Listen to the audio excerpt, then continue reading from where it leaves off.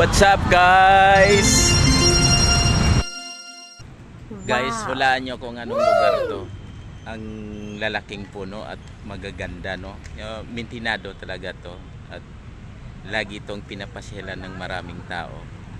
Dito po sa inuupuan ko na nagbibideo ako, makikita mo talaga nga ang mga puno ay may edad na, yung matatanda na talaga. Kung baga centennial na to, hindi na yan to siguro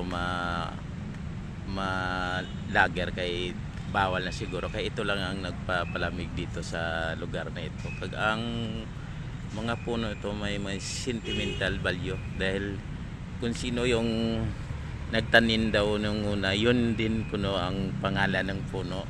Pero hindi ko na rin yon pinansin kung ano,